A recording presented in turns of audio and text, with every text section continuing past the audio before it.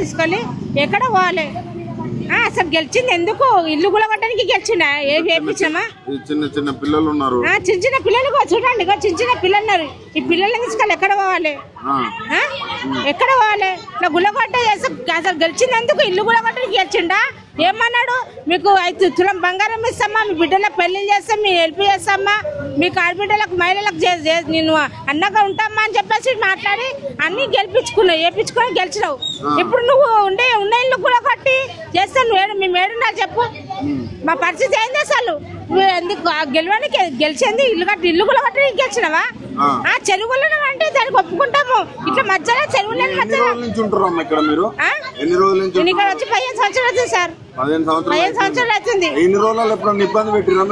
మమ్మల్ని ఎవ్వరా కేసీఆర్ అస్సలు పెట్టాలి. ఇప్పుడు ఈ రేవంత్ రెడ్డి వచ్చి నుంచి ఇవన్నీ కథలు అవుతున్నాయి. ఈ రేవంత్ రెడ్డి ఏమంటే వచ్చి అన్ని కథలు అవుతున్నాయి. చాలా పైరు పడుతున్నారు ఆడపిల్లలు. లేనప్పుడు రోడ్ల మీద అడుక బస్ స్టాప్ లలో వండుకుంటున్నారు.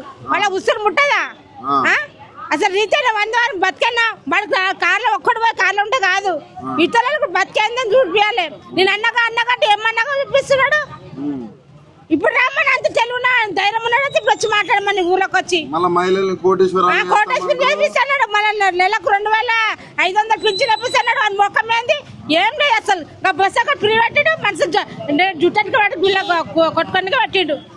రోడ్ల మీద తిరగానికే కష్టం తెచ్చుకో బతకటోళ్ళగా. అది నువ్వు బస్సులు తీసుకోరా, మేము పెట్టమన్నాం. బస్సు మేము పెట్టమన్నామా? ఇన్ని రోజుల దాకా మేము తిరగాలమ్మా, పోలేమా, పెట్టుకోలేమా? ఎవరు మేము పెట్టమన్నాం? అవన్నీ మాట్లాడి ఏముంటాడు? వాడు చెప్పు తీసుకొడతారు అని ఎడమక్క చెప్పు తీసుకొడతారు. ఎందుకు వేస్తారు వాడిక చెప్పు? రామన్నకి చెప్పు తీసుకొని ఎడమక్క చెప్పు తీసుకొని నేను రాస్తా.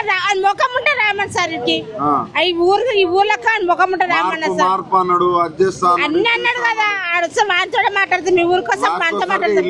ఇల్లు పోయే పరిస్థితి మమ్మల్ని తీసుకొని రోడ్డు పాలు చేస్తున్నాడు అసలు. ఇంకా వాడికి ఇంకా వేస్తాం ఓట్లు.